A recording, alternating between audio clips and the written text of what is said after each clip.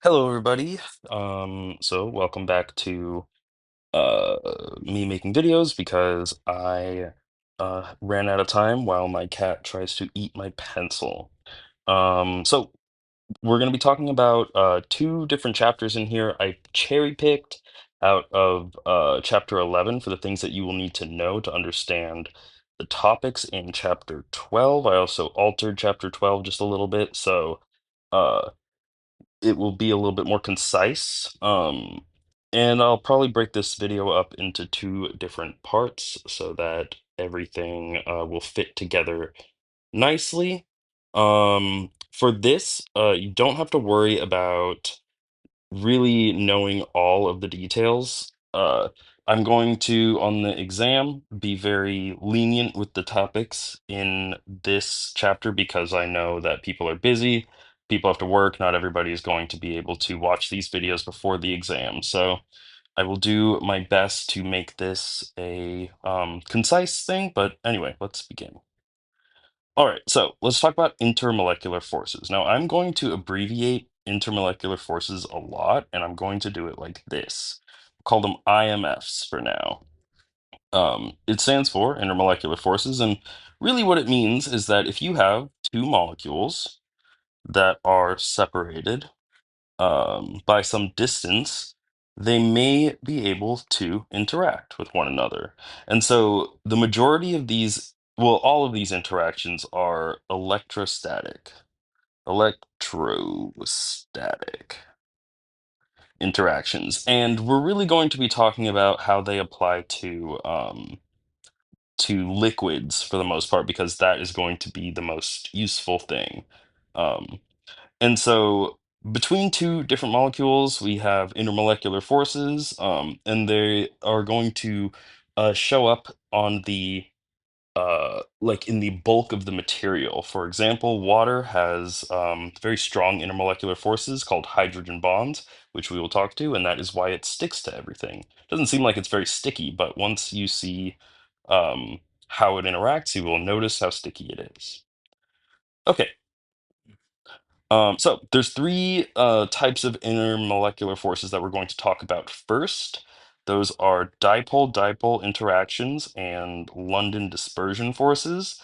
And we're going to talk about hydrogen bonding. Now, remember, these are separate from chemical bonds. Chemical bonds are when electrons are transferred, or transferred or shared, but the interactions are not when electrons are shared. They're just going to be when electrons feel a force between one another. And you can see over here that the energy for these is much lower than it is for a chemical bond. These are much weaker interactions, all of these intermolecular forces. Okay. So let's start with the first one. We have dipole-dipole interactions. And so this is an example of how dipole-dipole interactions exist, but uh, they fall under the umbrella of forces called van der Waals forces. And so it's a term that talks about dipole-dipole forces as well as this other one, London dispersion forces, which we will get into shortly. But first, let's talk about dipole-dipole forces. So we've talked about dipoles before, right? A dipole is something that is when you have a dipole moment in a molecule. Let's say that we have H bound to Cl. Because there is a polarization here where you have electrons flowing toward the more electronegative atom, creating a partial negative on one side and a partial positive on the other. Um, then you end up getting a dipole in one molecule. And so it's called a dipole because it has two poles. It has a positive side and a negative side. So like a magnet has a north and a south, dipoles have a positive and negative. And so if that positive comes close to a negative of one molecule, you get an intermolecular force, so between two molecules forces. And this is an attraction that you get. You get an attraction from the positive to the negative, or from the negative to the positive. This is the simplest of them.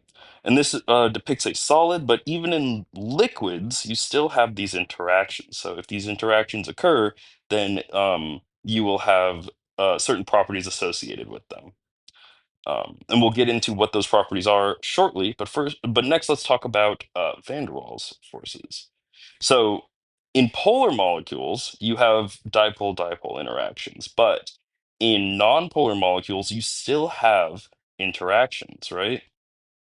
Let's think about dry ice. So dry ice is carbon dioxide. It's solid carbon dioxide, and we have C double bonded to an O, double bonded to an O. Okay. If we do the dipole moment for this, oxygen is more electronegative than carbon.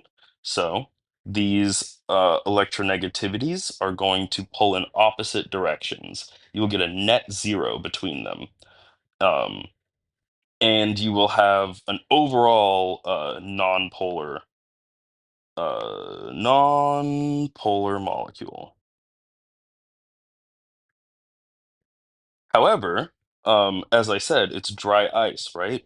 Dry ice is a solid, which means that it has closely compacted molecules. And so there must be something occurring in order to make uh, a piece of dry ice be able to stay as a piece of dry ice. Something has to be doing that. Of course, dry ice does sublime, it becomes a gas, because these forces are not strong. But there is no dipole-dipole interactions between two species, and so Fritz London explained this as a London dispersion force. Doesn't have anything to do with the city. And so let's talk about it. One of the van der Waals forces is a London dispersion force, and so let's talk about neon. So for neon, the electrons are spherically arranged around the neon core, right? You have the nucleus right here, and then you have electrons everywhere. And so, what can happen is that if another neon atom comes close to a one neon atom, it might push the electrons away, right? You have all of these electrons here that are going to be pushing the other electrons away because electrons are negatively charged. So they are going to push away other electrons that are negatively charged. And in doing so, you have an off-center nucleus here, which means that one side of the atom is going to be slightly positively charged, and that is going to attract the negatively charged electrons on another atom. And so you will end up getting a slight dipole moment within each of the atoms, right? You have a slight dipole moment where there is just a little bit of interaction. It is very, very weak, but it is there, and it is there enough for example, geckos use this. So the skin of a gecko is completely nonpolar. uh, Gecko has non-polar skin. However, it has a ton of little ridges on its toes, just like this. And when they come in contact with a surface that is also non-polar, okay, that works. Oop. When they come in contact with a surface that is also nonpolar, you get these very, very, very weak interactions, but you have so many of them that they end up adding up, and geckos are able to stick to walls. They don't use any glue to do this. They are dry, so they don't use any liquid to do it. They literally are just able to use van der Waals forces, specifically London dispersion forces, to stick to the wall, to stick to walls. Um, and so, as I was saying before, the motion of the electrons of one atom is going to affect the electrons of the others. You get a negative charge on one, which is going to affect the electrons on a different atom, and so you get the positive side of that. The more positively charged nucleus is going to come further to the surface, and you are going to get some kind of weak interaction. Um, they're very weak attractive forces, as I've said, and we can also call them instantaneous dipoles. An instantaneous dipole moment because it happens just in an instant, and it'll probably just go away after an instant as well. Um, However, they will increase with molecular weight. So if you have, for example, a lithium atom with 3 electrons around it, one, two, and then three, then you end up getting a quite small atom that is what is considered to be hard. Which means its electrons are very close to the center. They're not really going to go anywhere. However, cesium, its opposite, has quite a few more electrons on it. I'm just going to draw a ton of them here, but it has 7 rings. The electrons are much further out, so the electrons, that's not 7 rings, but that's okay. The electrons have a much weaker pull on the center, and these are considered softer. So this would be hard, and this would be soft. And so, these are considered to be more polarizable, cesium atoms are. They're more polarizable, which means that the nucleus, since it has less of a grasp on the outermost electrons, can move around more in the center and can go closer to the side, which means that you will have stronger London dispersion forces in heavier molecules. So definitely as you go down the periodic table, you will get more polarizable atoms and heavier atoms, which is going to give you uh, stronger London dispersion forces. And this occurs for different molecules as well. So if we have, um, well, we'll go on the next page. So we have another example of this, so C5H12. And the next example actually doesn't show this, but let's say that we have C5H12 versus C6H14. These two are very similar. However, this one is going to have more electronegative, or sorry, more London, abbreviated LDF, London dispersion forces. More London dispersion forces in the larger atom, or in the larger molecule.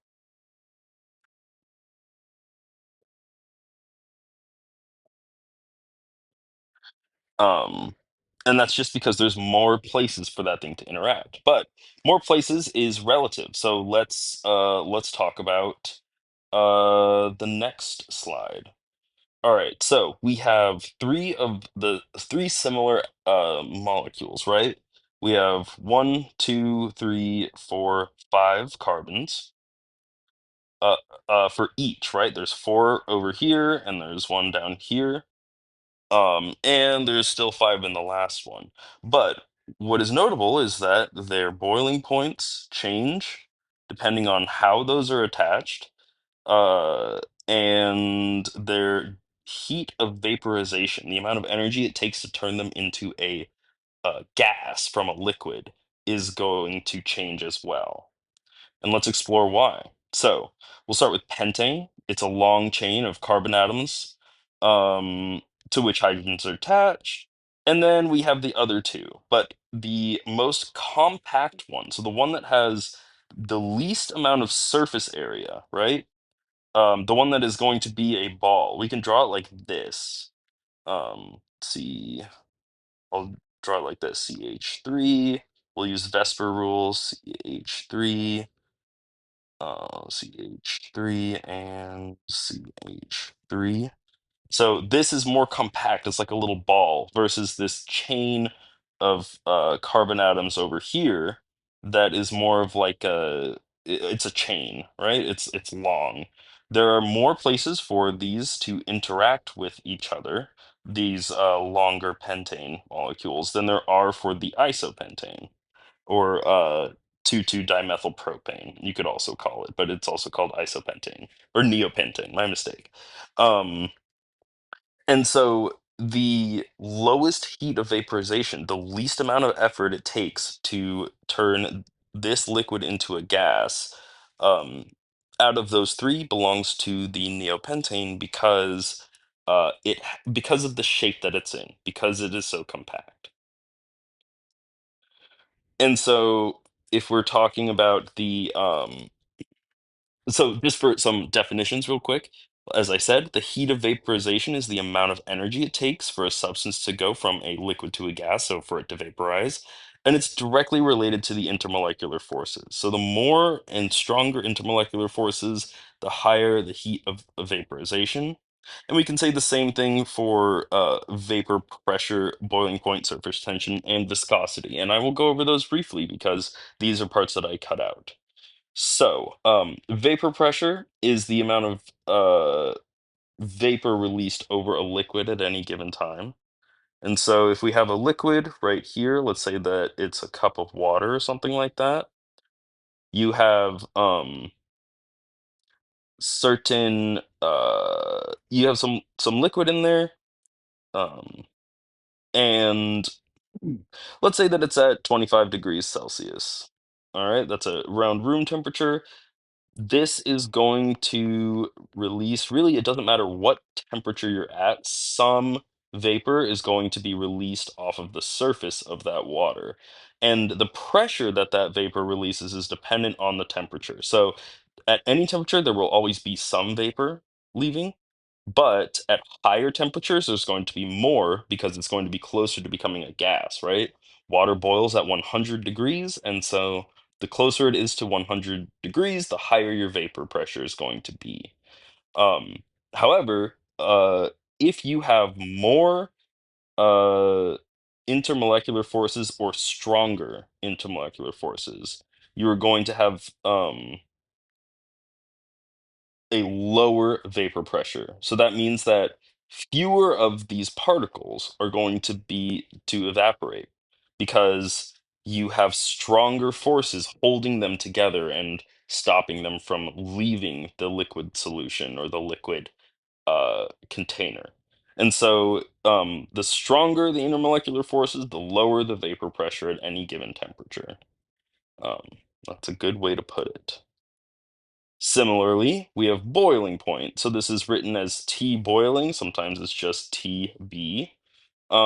It's the temperature at which a liquid will transition phases and become a gas. And so we can see that we have the same kind of cup of water that we had as well. And we'll compare it to, let's say, a cup of neon. All right. Cup of neon. Um, we'll put an Ne here and an H2O here, and we will do this. Now, neon, it's weird to even say that this is a cup of neon, right? It is a gas. So, it is a gas at room temperature. So we have uh neon neon interactions. But there's only one type of interaction that these do, and that is going to be the London dispersion forces. Now, water, if we draw it like this, which we will get into in a second, water has polarity, and it has a special type of bond, but one of the most obvious bonds is this right here. So, water has polarity.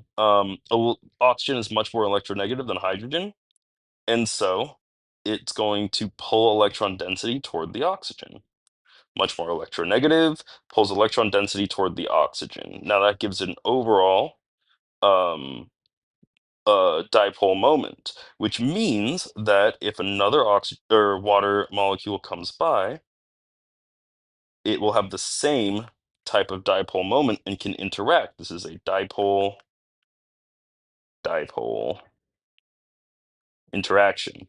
Now, dipole-dipole interactions are stronger than London dispersion forces. London dispersion forces are the weakest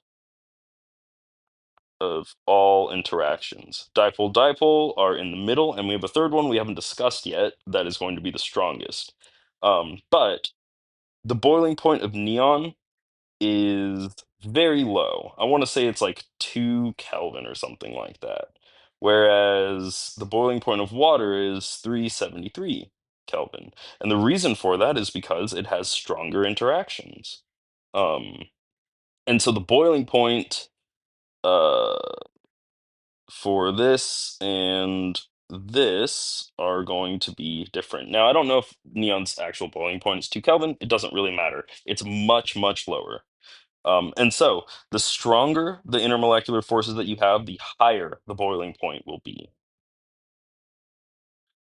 Um, and so if we're talking about viscosity and surface tension, let's go ahead and define those real quickly. But these are also going to change with intermolecular forces. So surface tension, I discussed this in class, but I'll go over it real quick. Let's say that you have a drop of water. You add a drop of water to a table. You just have this. It kind of would look something like this, right?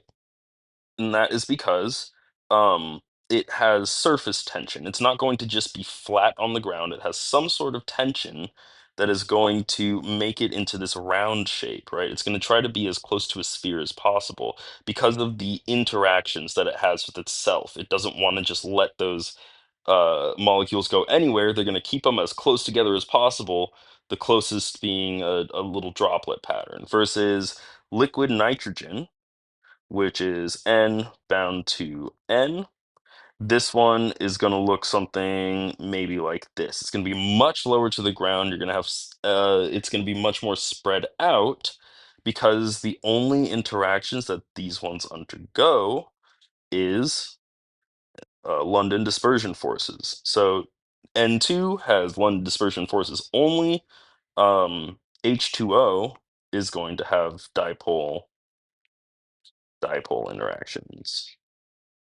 I should also mention, so when you have when you have a substance and it's interacting with something else, London dispersion forces are always present. It can have more than London dispersion forces, but London dispersion forces are going to be the minimum for any kind of intermolecular forces. So everything has LDF, but some only have LDF. That's it. So everything has a London dispersion force. Some things only have London dispersion forces. That's the difference. And so surface tension is this, where you have its ability to stick together. And then viscosity is also similar to this. So viscosity is basically how thick a liquid is. You can think of like maybe walking through a swamp versus walking through a wading pool. There's going to be more interactions in the swamp, and so you have a thickness, and that is also due to how well those particles are going to be um, connecting to each other. Okay. And so go ahead and try this out. Answer this question. Of course, the answer is there, but I want you to be able to make an argument yourself for why this is true, and then I will go over the answer in a second.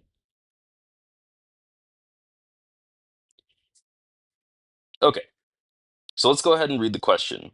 So we have two liquids labeled A and B that are pure substances. Liquid A has a relatively strong intermolecular force compared to liquid B.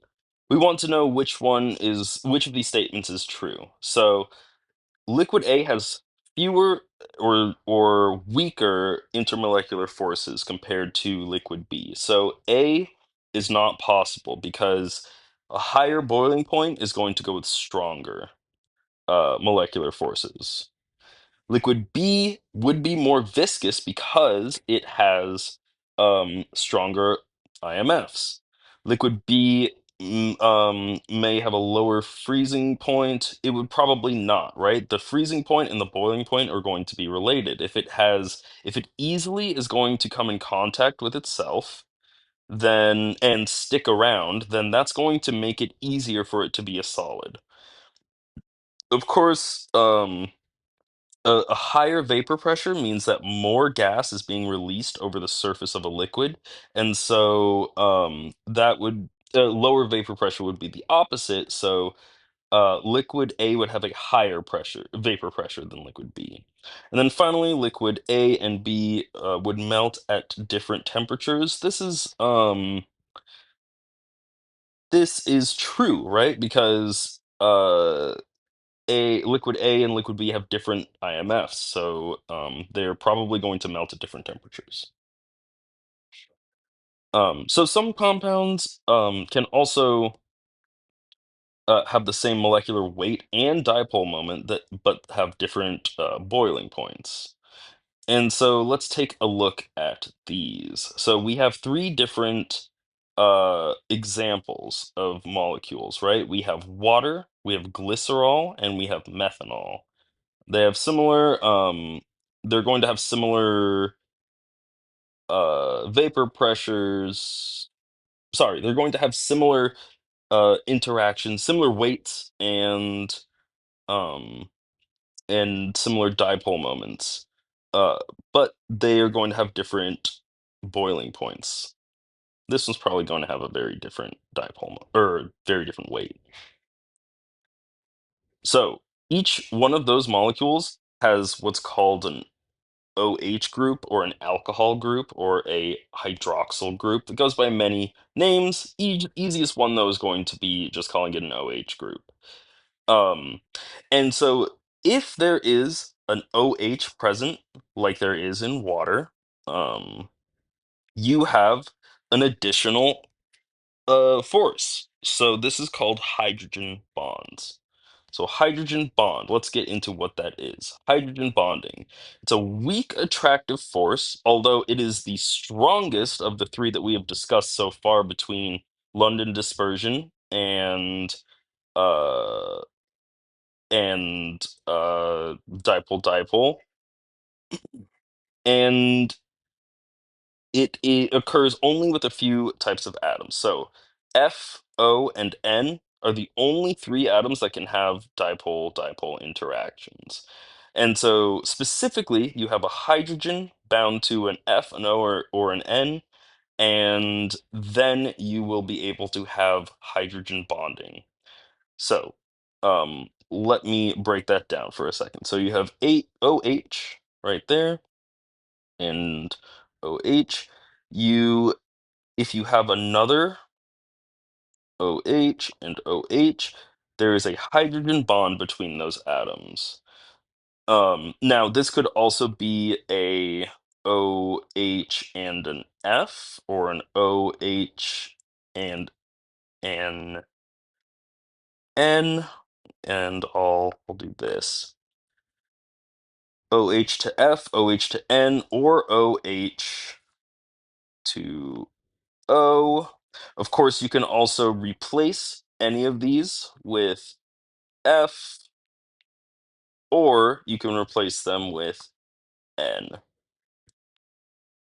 It doesn't matter which, it's just that if you have an N bound to an H, it will be attracted to an F, an N, or an O.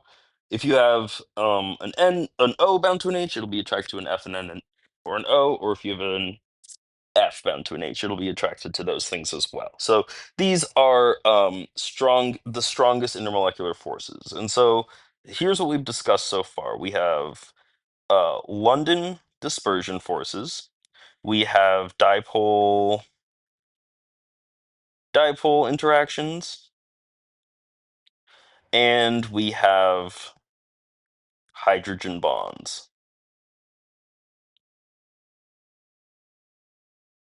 And so this is in decreasing strength. So strong is down here, and weak is up here. So London, as you increase these, you will go down. So it should also be noted that if you have, let's say you have water, and you have something like C, H, H, H, H, there is interaction between these two, but it is not a hydrogen bond. H bond. And that is because carbon is attached to that hydrogen. It's not nitrogen, oxygen, or fluorine, so it is not going to be as strong of a bond. It is not a hydrogen bond. We'll get into what kind of bond that is later on. Okay, so we can see how hydrogen bonding impacts things in this case. So, group 16, as you go down, that's oxygen, sulfur, selenium, and tellurium. And as you go further down the periodic table, the first thing you have is a high boiling point. The higher boiling point is due to hydrogen bonding. Sulfur is not hydrogen, it's not oxygen, nitrogen, or fluorine, so it's not going to make hydrogen bonds. Same with H2Se and H2Te. However, you might notice that this is going up further. Um, that is because the molecular weight is increasing, which means that the strength of your LDF is increasing. And so that's why you get higher boiling points as you go further down.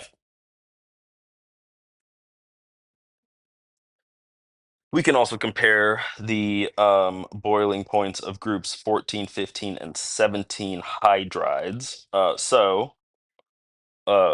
We have NH3, which is not a very high boiling point, but it is pretty strong compared to, or pretty high compared to pH3, right?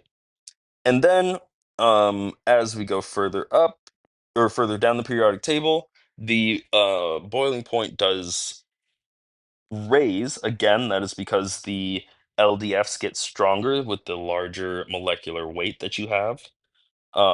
But the outlier is definitely going to be the first one. And you can compare this to CH4, which does not have hydrogen bonds in it. um, this is just an upward trend, whereas for HF and NH3, a you get a dip trend. And so hydrogen bonding in water, we can see that here. You have a direct line between the electrons on the lone pairs on a hydrogen bond and the partial positive of the oxygen. So the oxygen has a partial negative, the hydrogen has a partial positive. You get a hydrogen bond this way. And so let's go ahead and find out what each of these are. And go ahead and just cover up the bottom here uh, and test yourself. See if you can figure out what the hydrogen bonds here. I'll cover this up for now, and then we'll see uh, what the IMFs are for each of these molecules. For reference, I will draw the structure of each of these. So methane, we have C bound to H, bound to H. We have this over here, another H, and that. For trichloromethane, we have the same thing. It just has chlorine. And so we will replace 3 of these with Cl. And for butanol, this one is a little bit different. I will just show it to you because it is not shown here. We have this and this. So that's 4 carbons and then an OH. Everything else is going to be hydrogens bound there.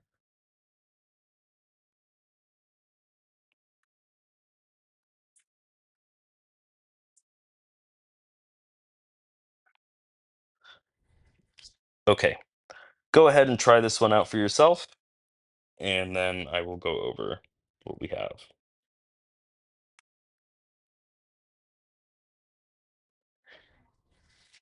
Okay, so for the first one, let's see what we have.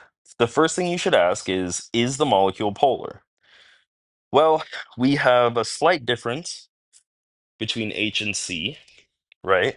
Um, we have a slight difference in the polarity, but overall, even if there is a difference, everything is pointed away from one another, so everything cancels out. And so we have a net zero polarity. We can say that that's non-polar. So for non-polar molecules, the only thing that these have is LDF, London dispersion forces. It doesn't have anything else that it can interact with. For trichloromethane, we have definitely some electron density going this way, and this way, and this way, and not enough. It's asymmetrical, so this is going to be a polar molecule. And so, since it is polar, that means that we have some kind of interaction. So everything has LDF, everything has London dispersion forces, but it also has, I'll write it over here. This one has LDF, but since it is a dipole, it also has dipole, dipole. So everything has LDF. This one also has dipole, dipole. Now, butanol, the majority of this, I forgot a hydrogen, the majority of this is going to be um, non-polar, right? It looks very similar to the non-polar section here, but it does have this over here. So we can say that um, since it has an OH group, it has hydrogen bonds, which we can call H bonds from now on. H bonds. It could make dipole dipole with other things because it also has an oxygen carbon bond, so that's going to be electronegative as well. And it has LDF. It always has LDF. Everything is going to have LDF. And so let's reveal this and see what it says. So London dispersion forces, excellent. This one has, for the first one, it's nonpolar. This is asymmetrical. We can consider it polar, and so it has LDF, dipole, dipole, and this actually does not have hydrogen bonds. So I'm not exactly sure why this is here for that, but there are no hydrogen bonds in this is called chloroform, this CHCl3, trichloromethane. Um, this doesn't have any hydrogen bonds because there are no bonds between hydrogen and NO or F. However, for butanol, we have all three. We have London dispersion forces because everything has London dispersion forces. We have dipole-dipole forces, and we have hydrogen bonding. Okay. All right. I'm gonna put a little star here so I can edit this slide later and take that out. So we have all right, so that is all the setup that we will need to get into chapter 12. And so I will begin chapter 12 here. I'll probably finish that in a different video, but here we go. So for chapter 12, we're going to be focusing on solutions and specifically how these solutions behave. And so we previously discussed the IMFs, and now we're going to talk about the different parts of a solution. So we have covered this already. We have a solution is made of two components. You have a solute and a solvent. Now, solutes can be gases or they can be solids. And if we make like a little cup here, I'll do another one. Do another little cup, draw it. I'm not an artist, but in that cup we have we have some little speckles of something, and this is going to be our solute. So within here, this is our solute, and everything else is our solvent. So the solvent is the liquid that is going to be surrounding the solute. The solute is the gas or solid that is within the liquid. Let's go ahead and go over this right here. So we have a mixture of two different things that are, you cannot see the difference between these in this image, right? You have um you have a mixture of acetone right here and water, and these are going to be completely inseparable from each other, and this is called miscible. They're miscible. When you cannot tell the difference between the layers, then they're miscible. And so if I draw here, though, or if I go over here between CH2Cl2 and H2O, these are not miscible. You can see that there is a clear line right in the center, right there. And so we have an immiscible mixture. Now, when we're talking about miscible mixtures, what is important is that for solvents, this is going to be uh, whatever you have most of is whatever is most abundant.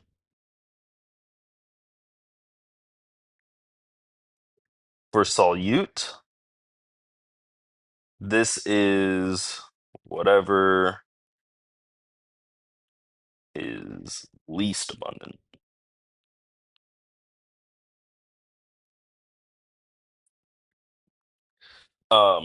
And so yes, it can be it's any kind of mixture. We're talking about gases, solids, liquids. So it doesn't matter whether you have two solids or two gases or two liquids or three, it doesn't matter.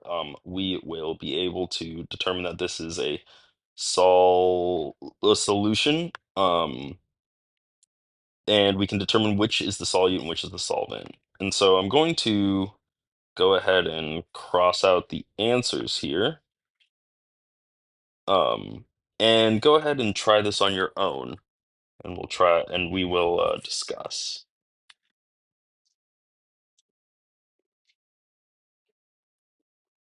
So when we're looking at the solute and the solvent, um, we want to find the one that is going to have a smaller amount. So 5 grams of molybdenum and 80 grams of chromium.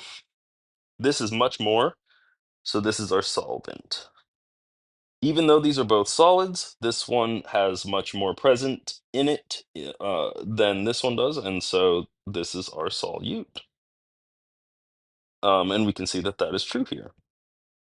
The solute is going to be the 5 grams of molybdenum, and the 80 grams of chromium is the solvent. For the next one, we have 5 grams of MgCl2 in 1,000 grams of H2O. Now, the key word here is dissolved. That's a good hint that this is going to be your solute. Your solute is going to be the one that is dissolved into your solvent. It could be the other way around. Sometimes it is, sometimes it's not, but it's a good hint. So 5 grams of MgCl is dissolved. Well, there's definitely fewer grams of MgCl, so this is our solute. And that makes this our solvent. And we can see that here. MgCl2 is the solute. And so the um for the last one, we have 39% N2, 41% AR. Well, that adds up to 80% of N2 and AR, which means that O2 is 20%. So the largest amount is going to be your solvent, and anything else is going to be a solute. So there we go. O2 and N2 are going to be our solutes. AR is the solvent. Okay, so let's talk about how easily things can dissolve. Solubility of a solute is going to be how much of that that solute is going to dissolve in a solvent. An unsaturated solution is going to be where you can add more and more and more of your solute to your solvent. So, for example, let's say that you wanted to make some pasta, and so you started to boil some water, right? We're gonna reuse this metaphor later and stuff, but the solvent is H2O, it's water. And let's say that you wanted to salt your water, right? NaCl, sodium chloride, we'll put that into the water, just salt it. And so there will be a certain point at which, let's say that we start at room temperature. At room temperature, there's going to be a certain point at which you cannot add any more sodium chloride into the solution. Once you've added the maximum amount, it will not dissolve anymore, and that will be when it is saturated. An unsaturated solution is when it has not yet reached that point. So at a certain point, we'll keep adding salt and adding salt and adding salt. Eventually, it will pile up, and it will not dissolve further into the water. Um, okay. And so we'll talk about another term, so dynamic equilibrium. This is when the rate of the ions that are dissolving into solution matches the rate at which they are coming out. So if you have something um, the the saturation point where it is the most saturated, then you have something dissolving and becoming a solid again. Saturated solution is when the equilibrium is going to be when the solution is in equilibrium with the amount of dissolved solute. So that's when you have reached the point where you can no longer add any more salt to that water. And so here's another example. We have sodium chloride. We're going to add it to water. When we do this, we will have 30 grams of salt into the solution that is not yet reaching its saturation point. Each solvent has its own saturation point. There is a certain point at which you will not be able to add any more salt in, or some kind of each solution has its own saturation point for each thing that is being dissolved in it. These are calculable, some are not worth calculating, but it doesn't really matter. What's really important is that saturated solutions are going to contain the maximum amount of salt or whatever it is that you're putting into that solution that it can take. Any additional salt is going to pile up on the bottom. You're not going to be able to get that to dissolve unless you do something else, which we may talk about uh, momentarily. But I also want to talk about supersaturated solutions. So, a supersaturated solution is one that has too many ions, and this is possible to do. So, if you are going to take a solution that is at a higher temperature and put uh, enough salt for it to be uh, present at that temperature, and then cool it down, you can get a supersaturated solution. If you have this is what will happen too, is so once you get it to that point where it's at its supersaturated solution, you can then disturb it a little bit and you will get an instant crystallization. So as soon as you disturb it too much, a you will get a certain amount of the salt coming back out of solution, and you end up getting that in the form of crystals, which is kind of cool. This is a lot of how I was able to make crystals in graduate school, supersaturated solutions. Okay, so there are two main things that we can talk about for solubility: the natural tendency of substances to be able to mix together and the forces between them. So if two things are soluble in uh to begin with, then they will make a solution with each other. And the intermolecular forces also are going to play a role.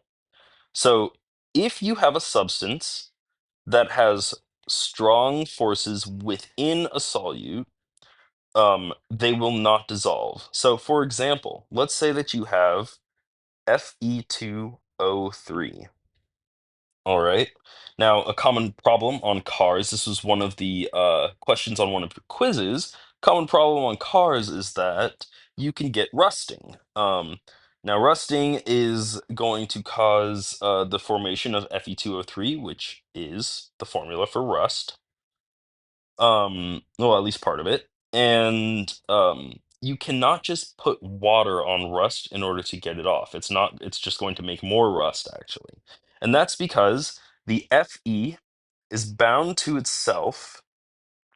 FeO is bound to itself strong enough so that you will not be able to dissolve this. It's going to stick together, no matter how strong the intermolecular forces are that are trying to get that. So let's say it goes to there. I know I drew it kind of weird, but the oxygen is negatively charged, so it's going to go to the positively charged species. Um, the uh, these forces within the solute are strong enough that you will not get a solution. If you have, however, let's say in NaCl, weak enough forces between the solute itself and let's say water, like this is a weak bond between Na and Cl.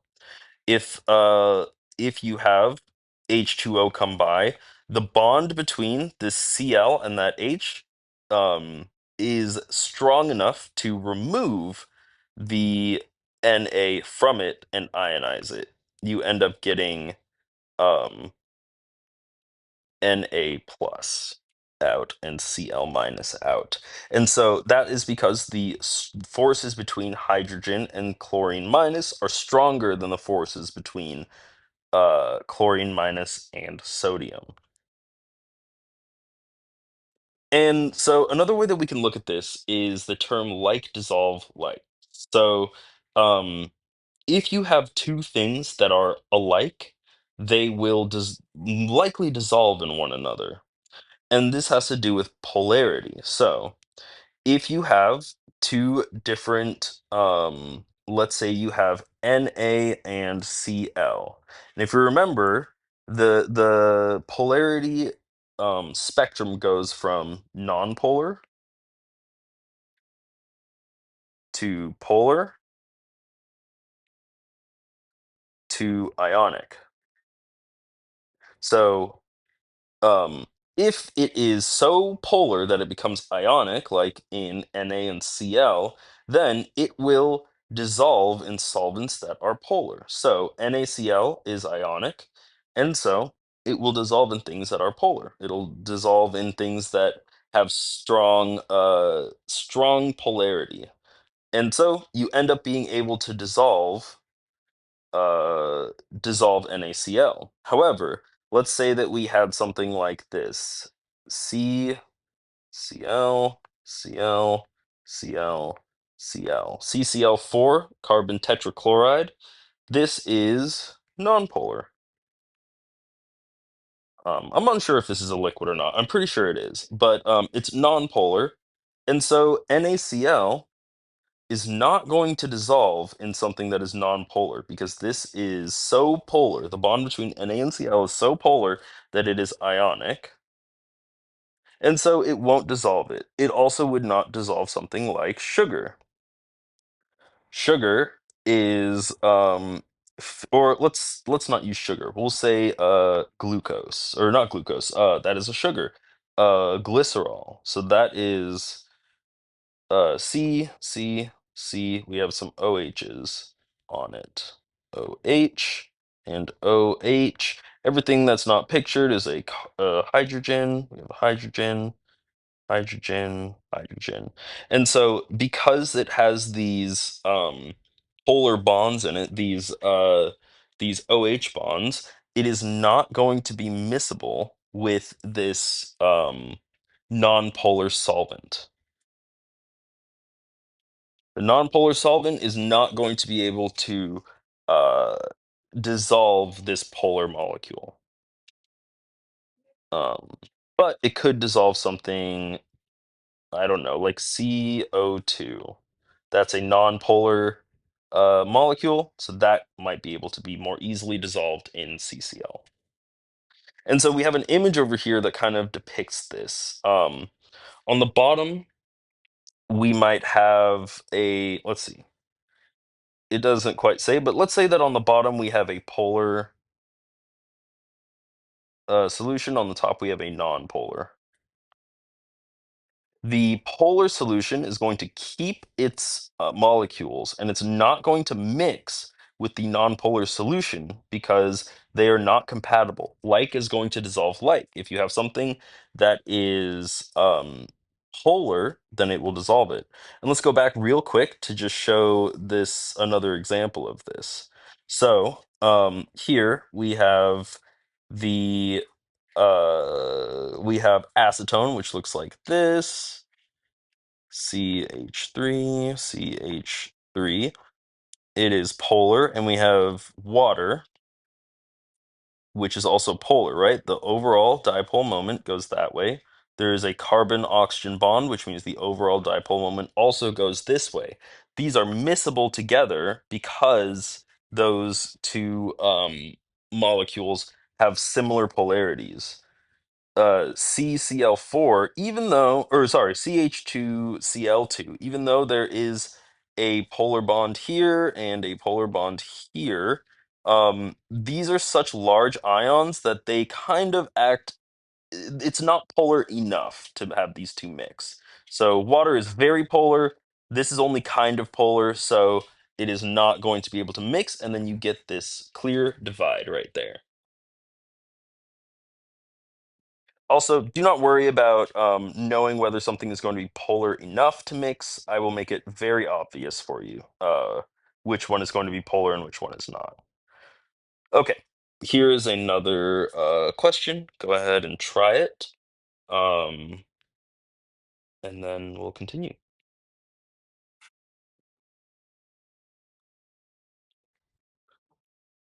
Okay, so you have two molecular compounds, X and Y. Compound X has stronger intermolecular forces than compound Y.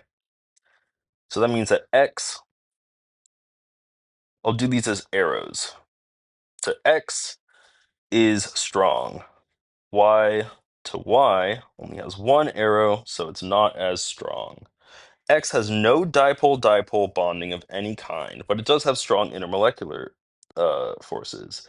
Y to Y has hydrogen bonding. The relative solubilities of compounds in water and in a nonpolar solvent we can look up. So stronger intermolecular forces. There's no hydrogen bonding, so H2O is going to have intermolecular forces, and it also has hydrogen bonding. Y has hydrogen bonding and has weak forces between itself, so Y will be soluble. X will not be soluble. It's a large nonpolar molecule, whereas water is polar. Compound Y is a molecule that has hydrogen bonds, so like is dissolving like. Compound X will be more soluble in a non-polar solvent than compound Y because we have water, which is a compound, which is a polar compound and a non-polar solvent. Uh, so compound X is going to be more soluble in the non-polar solvent. Compound Y is going to be more soluble in the polar solvent. Okay, I will end here and pick it up in the next video.